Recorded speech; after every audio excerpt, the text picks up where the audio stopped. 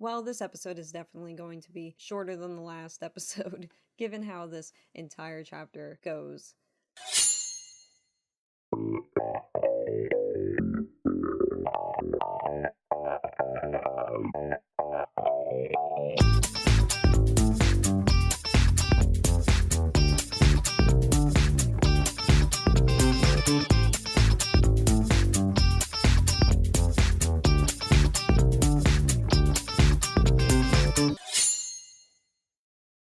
Welcome to the Samurai 8 Cast podcast. I'm Nikki. I'm here once again to go over Samurai 8 with you. We are here to discuss Chapter 2, Visitor from the Sky. This is a pretty easy chapter. I don't think we're going to spend much time really talking about the chapter, but we will be going over the chapter. We will be going over a summary of what happened last time first. We will also be going over some of the new characters that were introduced. There's not really any plot points we have to discuss this time around because we're entering, it looks like, a new arc, which is the first arc of the series. And after that, we're just going to have some little discussion points about some of the important factors that happened during this chapter, some important key concepts, and maybe even some learning points and some intertwining points of culture that it seems to be that Kishimoto is trying to put within his series. So we should probably get started. So we'll do a quick summary of what happened last time in case you don't want to read chapter 1, which is 72 pages. I don't blame you. Or maybe you read it and you don't remember what happened, or whatever else. I'm here to explain it for you. So basically what happened in the last chapter, the key factors we have to take away is that Hachimaru was a person who was confined to his house by a life support system because he was unable to move. He could not live a life without the life support system. He has allergies. He had to walk with a cane. He was just a frail person who from birth could not function without help of external machines. So his dad built him a life support system and has been taking care of him his entire life. His dad, to the point, even cares about Hachimaru to the point that he put in a samurai soul to keep his heart beating. This obviously attracted a group of Ronin who met the father when he was going to get another samurai soul to power the wheelchair machine for Hachimaru, so Hachimaru could then go and travel the world and get out of the house. They found out that he had the samurai soul within Hachimaru. They confronted Hachimaru and they made him commit seppuku to release the samurai soul and therefore killing Hachimaru. But the warrior god Fudo had mercy upon Hachimaru and gave him a cyborg samurai body, whereas the distinction in this world between samurai and bushi are that samurai have cyborg bodies and wield swords and use their samurai soul as the power of their samurai techniques, whereas bushi are just humans who use swords and learn fighting styles and do every normal thing that a samurai does. So in the end, Hachimaru ends up fighting this Ronin and winning with the help of his new master, Daruma, who is a samurai trapped in a cat cyborg body. He is now going to learn how to become a samurai and actually live in this world that he has not been able to live in because of his condition when he was a human. So that's pretty much chapter 1. That's the summary of it. We will go over other parts of chapter 1 that may be relevant throughout the podcast. However, I think every episode will probably go over the arc and some previous chapters and important points that will show up in the chapter and the retelling that I'm going to tell you right now. So we're going to talk about chapter 2, Visitor from the Sky. Chapter 2 starts off with a nice color spread page. It's just Hachimaru yawning with his lion dog holder, Hayataro, behind him. And as a reminder, holders are programmed animals that seem to be used as companions not only for bushi and regular humans, but also for samurai. In this color spread page, we also see Daruma, who is a orange cat with a red robe, and he is with one of the model swords that Hachimaru collects. A few points of interest in this is that we do see some butterflies floating around. I don't know if that has any sort of significance, maybe significance of growth within Hachimaru, but also I think it's to portray that it is summer out, because of how the trees are all green. There are little fuzzies in the sky as you get when it's summer out, and there's a lot of plant life around. So this is probably the beginning of his journey. This is the first day of Hachimaru being a samurai. So we open up with Hachimaru eating takoyaki, which is sort of like, as Brooklyn Nine-Nine once said, a fish donut. I believe these are filled with octopus because Hachimaru is stating that he had no idea there could be something this delicious in the galaxy. Daruma states he's never had it before, and his dad actually explains that he had so many food allergies he could not even handle it. He was on a liquid diet, and the only thing that he ate physically were apples to ease his digestion. But now his dad is worried that maybe he should have gotten something easier to chew. I don't know if this is actually something to worry about considering he's in a cyborg body. This does bring up a good point of, do the cyborg bodies actually need to eat, or is Hachimaru eating because he can eat now? But it seems that they might need to eat. Daruma is also drinking tea. He ate a snack in the previous chapter. So they might actually need to eat to function, but I'm not sure if it's an actual necessity of their bodies. Daruma then goes to talk about how eating takoyaki is probably symbolic because Hachimaru means 8. And also there were 8 takoyakis, and octopus have 8 legs. So this is all probably very well for his body, and it's actually probably good for him spiritually as well. Hachimaru ignores this. He doesn't care about this at all. And everyone notes that Hachimaru is just in a very good mood, and he states it's probably because he could actually sleep. Because he had cables in his back all of his life, he couldn't turn over to sleep. But now he can actually toss and turn and move. So he actually probably could sleep and actually be well rested. So he's actually very happy for this. This also brings up a great question of, do cyborgs need to sleep?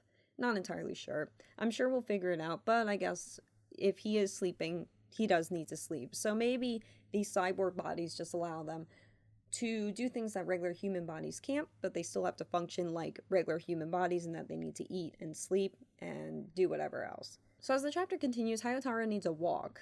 And it seems that he needs a walk. I don't know if he actually, again, this brings up the whole like weird robot thing, that they are programs. They're robot body program animals. Do they actually need a walk, or is this part of his programming to take a walk? Either way, his dad states that he's just going on a stroll around the house and he shouldn't exaggerate, but Hachimaru obviously has a different idea to go into town.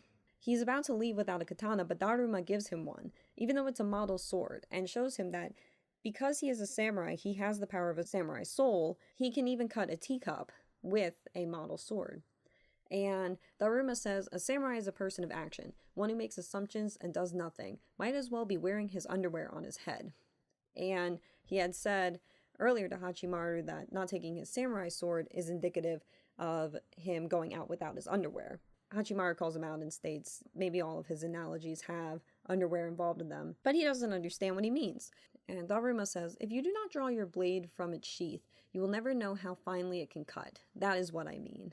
And Hachimaru states that he likes his analogies when he can understand them, and asks for him to only do analogies that he can understand. So it seems like there's some parallels between Hachimaru and Daruma and his own master, who we saw in the first chapter, in that they need some simple explanations of an analogy to actually understand what it means, but they do appreciate it.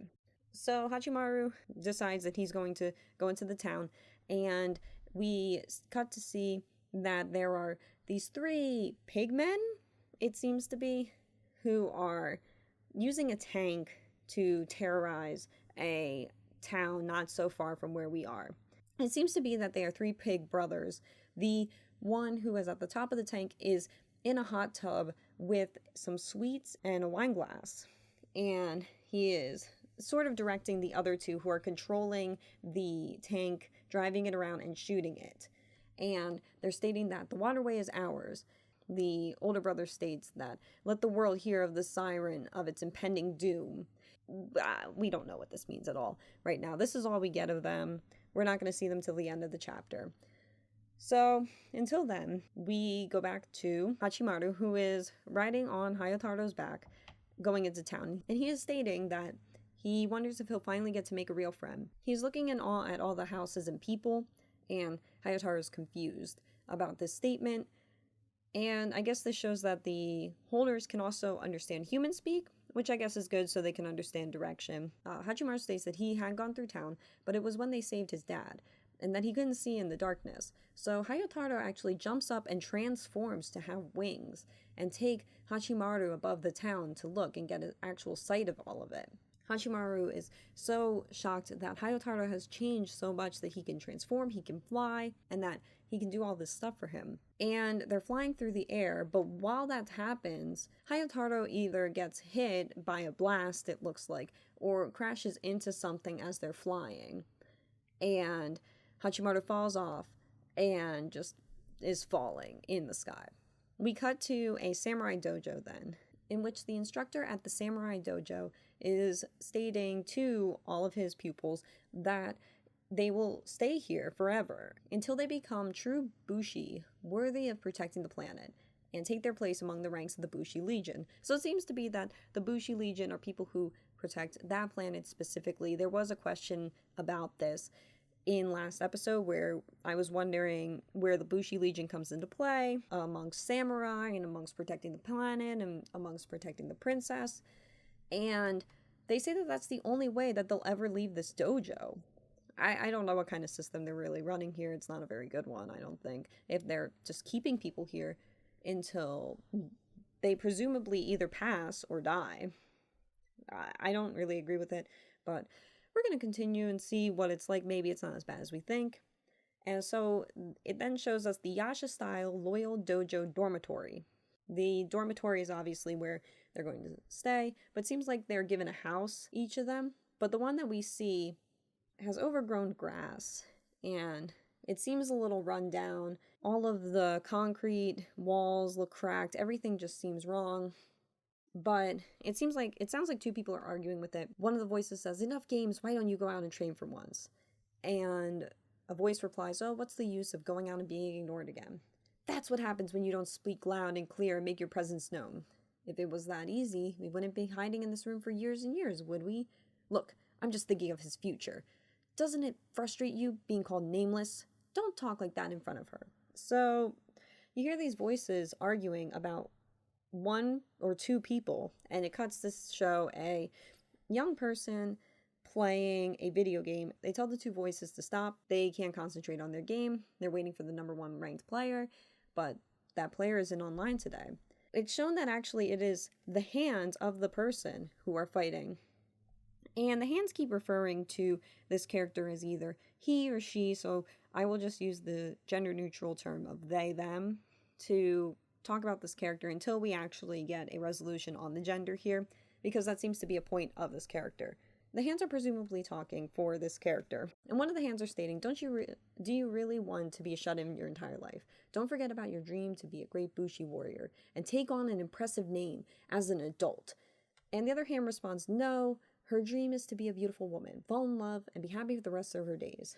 This person, they tell their hands to stop bickering, and the hands keep bickering. They are arguing about the gender of this person, stating that, don't be ridiculous, he's a man. And one of the other hands says, only in physical terms, maybe, but she's a girl at heart. So this is very clear that we might have a trans character being introduced into this.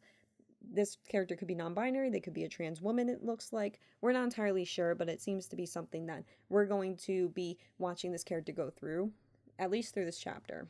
The hands keep on bickering, stating that they're going to be stuck in here all day, but another one states that it's fine, things will work out, and Hachimaru, of course, crashes through the roof. And he's surprised that he's alive, but also I think he forgot that he has a cyborg body, so he's probably going to be okay. And he sees that he got split up from Hayotaro. He doesn't know where his sword is. And he picks up the sword that was in front of this person who we were just seeing and takes it. Not because I think he knows that it's actually this person's, but because he needs a sword. So he asks the person if they are hurt while they're exclaiming that there's actually someone who's here. And Hachimaru says, I'm sorry about making that hole in your roof. I'll fix it, I promise. But before I do that, this person says that person can see me and is freaking out. Finally, things settle down and they explain that they are invisible to people, especially to girls. And their hands respond, you're not invisible, you're just being ignored by everyone. And the other hand states, you're making him jump by saying things like this. And Hachimaru finds this weird. He asks why this person keeps muttering to themselves, and that it's freaky, and no wonder people pretend not to notice you. He's not the most tactful person, but this is also probably one of his first interactions that isn't with his dad or Daruma, or really anyone in the world. Basically, this also proves that the hands are just this character talking to themselves, and they're saying they're not talking to themselves, they're talking to Mr. Right and Miss Left. And Hachimaru is just sweating nervously. He's saying his dad was right, there are weird people in this world. But he decides that he's going to try to make the best of it, and said that the roof's going to have to wait. He got separated from his dog and he has to find him. And he asks where he is. And the person asks if Hachimaru is a pupil, and he says no. So this person states that this is Sector 7 of the castle's town. It's the Yasha-style Loyal Dojo dormitory, where the warriors for Akagi Castle's Bushi Legion are trained. So obviously, this is where people get trained so they can protect this castle. I'm sure we'll learn more about the castle soon. Hachimaru says, oh, so this person is becoming a samurai. They want to be a pupil. And Hachimaru states, I'm a samurai. I'm going to travel across the galaxy like Fudo Mio, the shooting star, and be a hero. I'm the next shooting star. And he says, it's nice to meet this person. But he also says, this is the first day of my quest, and asks what this person's name is. They have their hands talk for them, and states that they want to be a samurai, but that they know it won't happen, because they've never pulled a katana from their sheath, much less attended any training. Hachimaru asks if they're motivated or not. The hands continue to talk, stating that they were already there by the time they were old enough to understand who they were, but anything before that is a mystery, and they don't even have their own name, and that what they are called is Nanashi, which means nameless, which right now I'm going to call this person Nanashi, unfortunately, until we figure out what their name is. Hachimaru is obviously not very satisfied with this answer and asks why they don't come up with their own name. And they state that they don't even know what their gender is, and they don't know whether to pick a male or female name. And Hachimaru is obviously very young.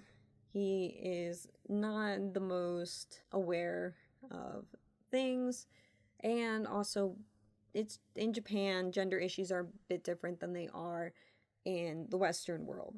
So Hachimaru offers a very cisgendered solution of, if you've got something dangling between your legs, you're a man, and if you don't, you're a woman, right? And he's even questioning this himself, but he just moves past this, and Nanashi even ignores this. And Hachimaru states, you don't have anyone to talk to other than your hands, and states that Nanashi speaks funny.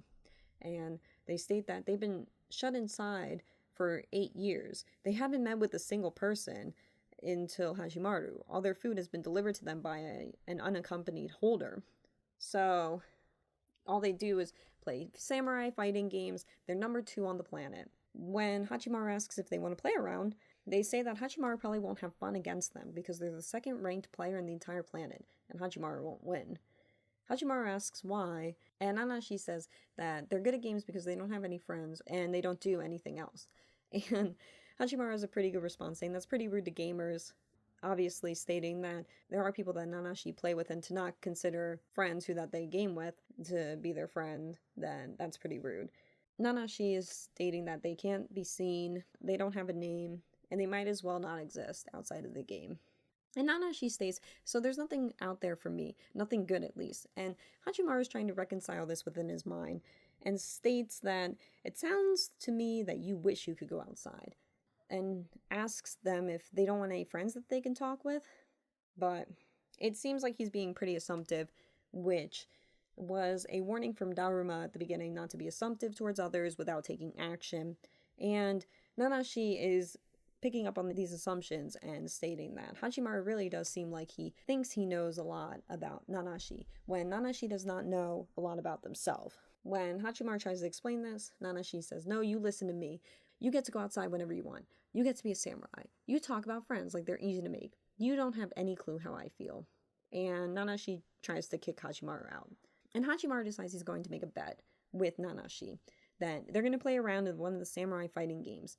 And if Hachimaru wins, then Nanashi has to go outside. And if Nanashi wins, Hachimaru will leave. And Nanashi is hesitant and says, "There's no point, I'm going to win." And Hachimaru says, "If you never draw your blade from its sheath, you'll never know how finely it could cut."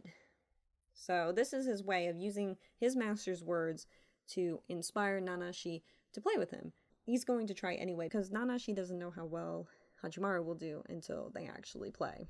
So they start to play, and Hachimaru pretty much kicks Nanashi's ass because he uses a technique that only the number one person in the planet can do. And Nanashi states that they had a feeling that Hachimaru was Hachimaru, the number one ranked player. And Hachimaru states, "Yep, that's me. I am the number one ranked player, and now you have to keep your side of the deal." So Nanashi's kind of depressed because they were sure that Hachimaru would just be like them. And they kind of felt a friendship with Hachimaru, but they believe that they're just two different people. And Hachimaru states that, he actually was just a shut-in, like Nanashi until yesterday. It cuts to, obviously, Hachimaru had explained everything, and Nanashi is saying, "I see, so you couldn't even go outside even though you wanted to. That's still different from me." And Hachimaru states, "But neither of us knew what it was like out there. We were both chicken and liked to play games." And he states, "Today is pretty much the first day out in the world. I bumped into something and fell out of the sky, and I got separated from my dog, so it hasn't been all fun and games. But at least one good thing happened to me." And Hachimaru states it's because he met Nanashi that this is a great thing that happened. He was hoping to make a friend, and he made a really cool friend who was his age. After he almost calls them weird, Hachimaru states that one of his lifelong dreams already has come true. And at this rate, he can't wait until the next day and the day after that, because other things might happen. So many dreams might also come true. And he thanks Nanashi. And Nanashi is starting to cry and asks, why would Hachimaru thank them? And Hachimaru states, "Because you made me feel as good as I do now." And Nanashi starts to cry. They step outside, and they're blinded by the sunlight, and Hayataro comes bounding after them, and Hachimaru introduces them together. And finally, we're at the end of the chapter now, where the Pig brothers are still terrorizing the countryside and bounding towards a town. And the who I'm gonna assume is the oldest, who is sitting in the hot tub eating snacks and drinking wine, states to the younger brothers, "Gun that engine." And they're asking, "Are you sure we should be invading this place, bro? They say that one super tough wolf samurai guards are in this area." The oldest brother is stating that, "Why do you think we were rampaging off in the distance? It's to distract them. It's so they're gone now. They're all out there dealing with that. That's why we're striking now. And there's apparently a mysterious samurai orb that's worth a fortune here. And they're going to steal it. They're going to also destroy the dojo, because the ones who are at the dojo are just third-rate flunkies. So they're going to slaughter them, and then they'll be infamous." And it cuts to showing Hachimaru hugging Hayataro, and Nanashi looking at Hayataro as well. So we got a pretty good, solid second chapter here. We got introductions to a new character, to some new antagonists, and it looks like that this isn't just going to be a one-off, one-chapter resolution to things, like it's opening up to an arc. It might just be a short arc that's only 3 chapters. It might be 10 chapters long. We're not entirely sure. But we're just going to discuss a few things here. There's not a lot to really discuss. Most of the important things were pretty clear. Hachimaru met Nanashi, and that there are these 3 pig brothers. So we're just going to talk about Nanashi a little. Nanashi obviously is a shy shut-in who is a pupil at the Shiasha-style dojo, and they never even have pulled a sword from a sheath, which this was based on Daruma's analogy earlier, where Daruma says that you don't know how well the sword will cut unless you pull it from the sheath. So you don't know how well anything is actually going to go until you actually provide action within it. So Nanashi is obviously a person who is a person of inaction, who has a lot of learned helplessness, who hasn't helped themselves at all. In the shot where they are talking to Hachimaru after Hachimaru explains what he had gone through, there are trash bags everywhere. The floor of their house is filled with trash. The grass around it is just overgrown, and I'm assuming that they just live alone, and even though they're dormitories, I think they just get their own houses. So, obviously, Nanashi is just a person of inaction who doesn't move unless really inspired to move. They haven't even talked to anyone in 8 years, so they talk to their hands, but there's obviously a need for human interaction. But because they have no name, And because that they've never even gone to training, and because they only see that their talent is in fighting games, they have never met anyone. They don't believe that they have any friends. Hachimaru, of course, points out that there are people in the games who they do talk to probably and are their friends, but Nanashi ignores that.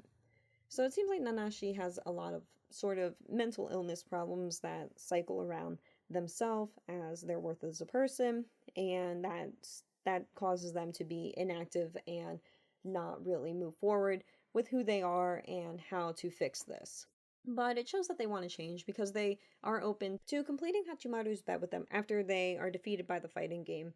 They go outside and they see that sprite out, and they even like they do have emotional capabilities. Just because they haven't talked to anyone in years doesn't mean that they, are emotionless or that they don't want things. It just seems that they might have an executive dysfunctioning problem, or they might even just have a problem with getting out of this toxic mental illness cycle. They cry when Hashimaru states that meeting each other made them happy. But obviously, there's a long way to go, especially since it looks like Nanashi has a gender dysphoria problem, which I can't wait for that to be discussed and further realized within the chapters. But we'll talk about the whole trans inclusivity and what that could mean for the series later on in this episode. So the other important characters obviously are these pig brothers. We don't know much about them. We know there's three of them. One of them just sits in a hot tub in the tank and has a lot of luxuries. One of them seems to be more sensible, and another one just seems to, go along with this and also use the weapons and fire at civilians and at towns and destroy everything. They're obnoxious. They're destructive. They are dressed like samurai, but I'm not sure if they're actually samurai or if they're just bushi. They don't seem to have holders, but maybe the tank is a holder. We're not entirely sure. They might just be ronin because they don't seem to care about the actual rules or laws, and they actually state that they could be infamous, and they seem to see that as a good thing. And so it looks like the plot's just going to start focusing around these three pig brothers and how they're going to terrorize the town. It seems like that's going to be the plot point for next chapter.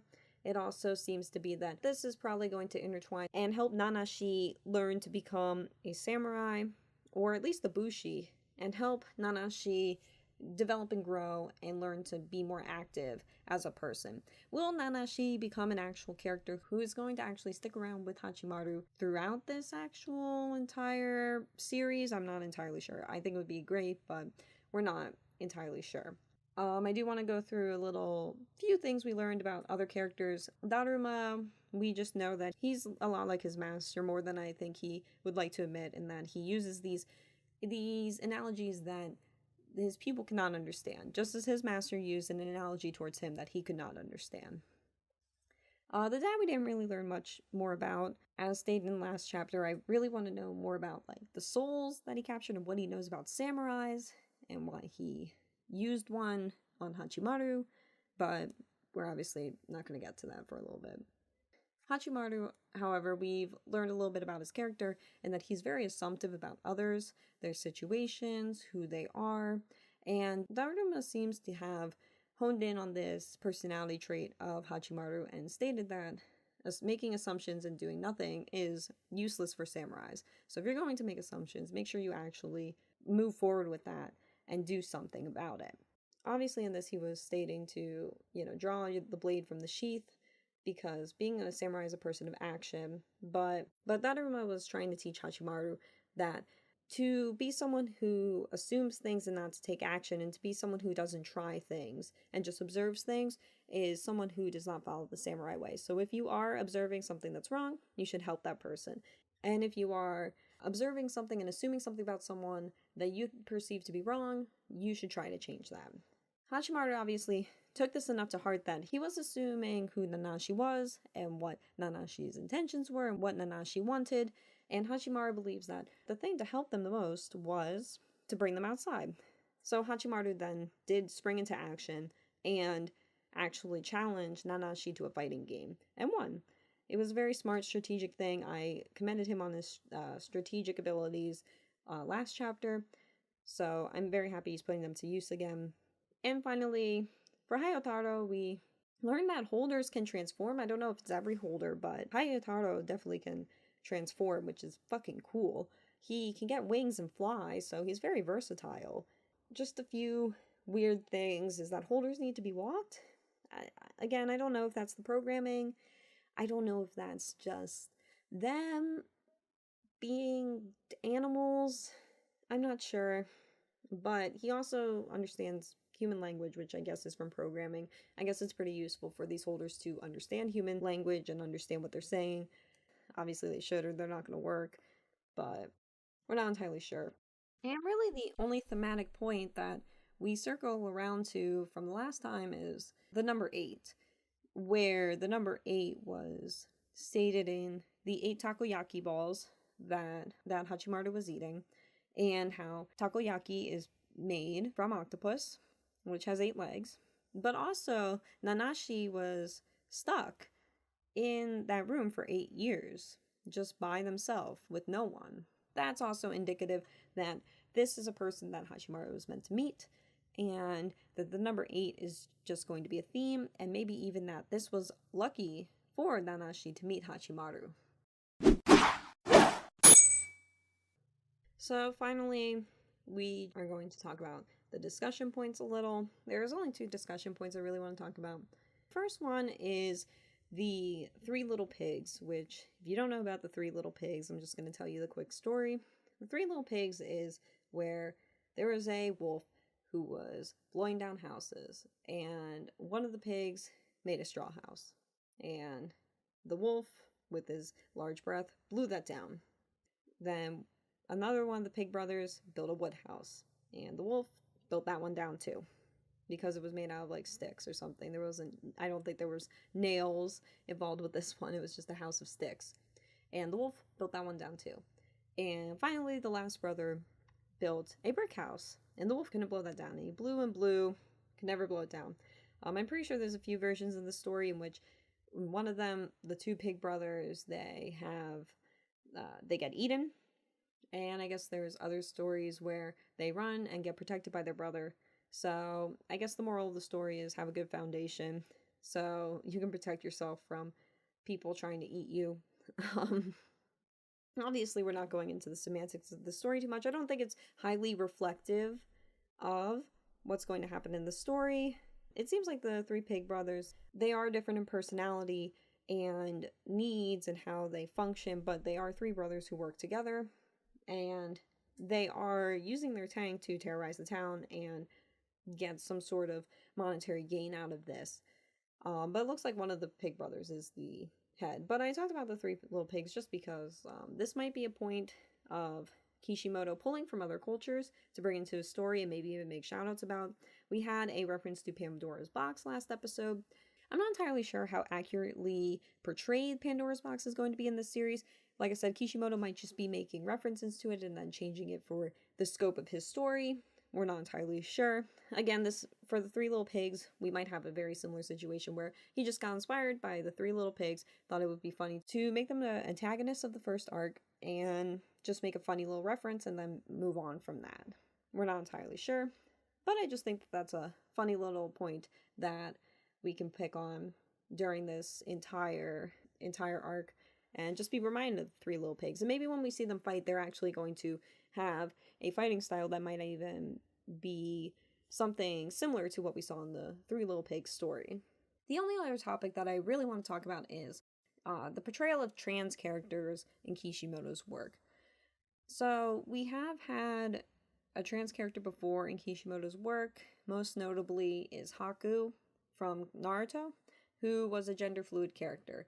Kishimoto seems to be very open to having trans characters within his work. Having Nanashi, who is pretty clearly a trans character, will definitely be something that Kishimoto is very into and very open to doing. I'm going to say that Nanashi pretty much looks like that they are going to be portrayed as a trans character. They stated themselves that they have a physical body of a boy, but the heart of a girl, which indicates that they might be a trans woman, that they have gender dysphoria issues, which is why they haven't even been able to choose a name. And this probably might even has contributed to why they don't want to go outside, because they don't even know how to refer to themselves. This is definitely important. It's important to have a trans character in works. It's important to have multiple trans characters in works. They are prevalent. Trans people are prevalent in real life. Trans people need representation. Kishimoto has always been into representation of multiple different diversities of characters. Nanashi being the representation of a trans character is amazing. Having this is important. We have already in this series a trans character. We have a disabled protagonist. We have a black woman who is the master of Daruma. We even have Daruma, who is also disabled because he is blind. The only person here in this entire series so far who is shown to be a able-bodied, cisgendered person is Hachimaru's dad, who is keeping secrets and kind of a jerk. But obviously that's not going to be the entire representation for cisgendered able-bodied people. And also he's Asian, so he's still a person of color, and we can assume that all of the characters in this series are going to be Asian unless portrayed or told otherwise.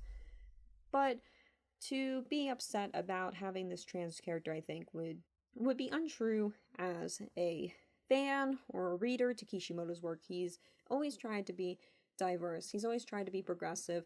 He draws black characters without the harmful stereotypical caricatures that Japanese artists tend to have. Even modern day Japanese artists tend to have. I'm looking at Horikoshi especially with Sato's design from Class 1A with the quote-unquote donut lips. That's a stereotypical caricature.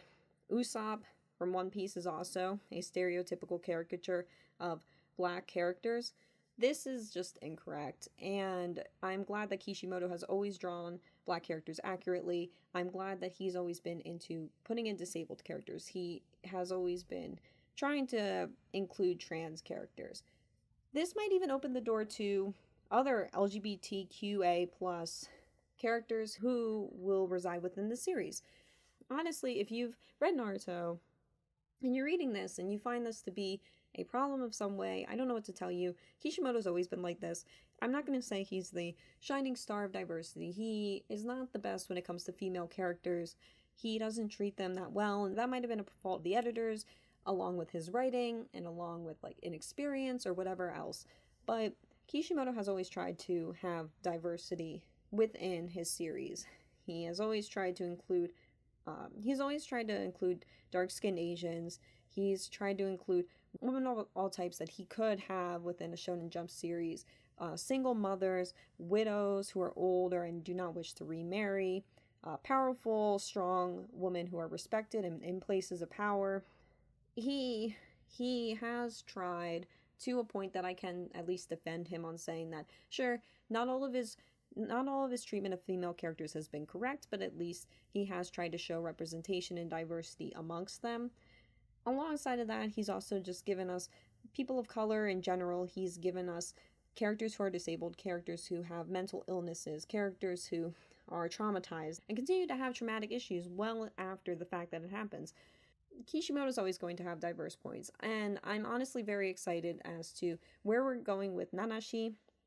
I am a little suspicious because Japan has different ideas of how gender should be performed and how gender should be monitored, so I'm not entirely sure if we're going to get a quote-unquote good ending where Nanashi maybe becomes a samurai and learns that they are a trans woman, or that being gender neutral is okay, and Hachimaru just shrugs and says, you know what, you're right, whatever you're feeling is what you're feeling. That would be probably the best ending. And also Nanashi getting a cyborg body would be a great analogy for trans people who feel comfortable with their bodies and who learn to love their bodies through their own transitioning processes and through their coming outs and through every other challenge and hurdle that comes with being a trans person, and learning to love and accept yourself for who you are and for who you will become.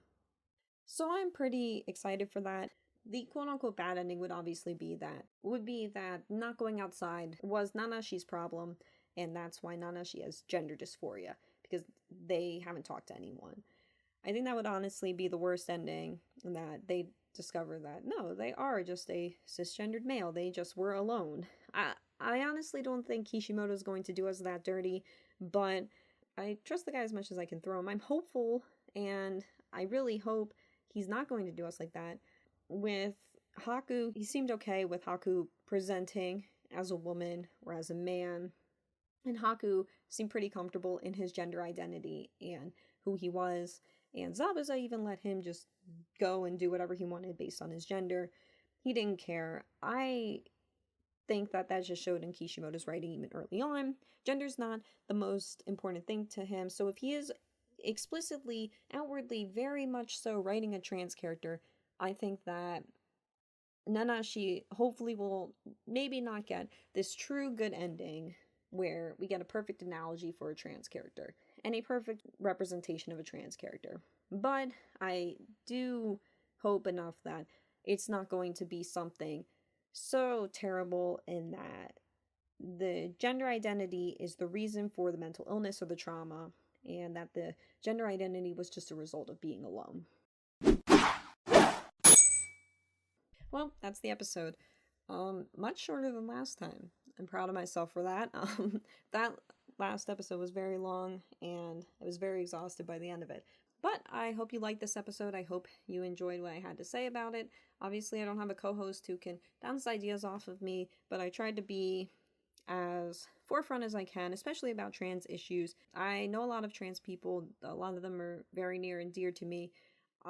Obviously, I can only say as much as I can as a cisgendered person who does not experience gender dysphoria or trans issues, but I hope I shed some light onto Nanashi's character. I'm very excited for this. I can't wait to see what the next chapter is going to bring. Like I said, I think that we're opening up into at least a 3-chapter arc, maybe a 2-chapter arc. We'll see. It might get resolved next week. Considering that this was a 33-page chapter and we're supposed to get weekly chapters, I'm not sure how long the chapters are actually going to be. We're going to see over time how long they're going to be, and that's obviously going to affect how long I'm going to have to take to tell the chapter as we go. Again, I only use Viz translations, and since the Viz translations are released every Sunday, you should expect a new episode every Monday or Tuesday. I don't use fan translations, mostly because I don't want to get the signals crossed. I don't want to get inaccurate translations to the actual official source. So I'm sorry that these are a few days late, but I don't want to get blacklisted just because I'm using fan translations. I hope you can understand that. Anyway, I'm excited for the new chapter next week, and I'm excited to record yet another episode of Samurai 8 for next week. Until then, I'll see you later. If you have any comments, complaints, questions, what have you, just email me at samurai8cast@gmail.com. The link is in my description. Like, subscribe, tell your friends. Follow the Twitter, which is also linked in the description. And if you have anything else, do whatever you need to do. And I think that's all I have to say. So, once again, thank you. Hope you enjoyed. I'll see you later. Goodbye.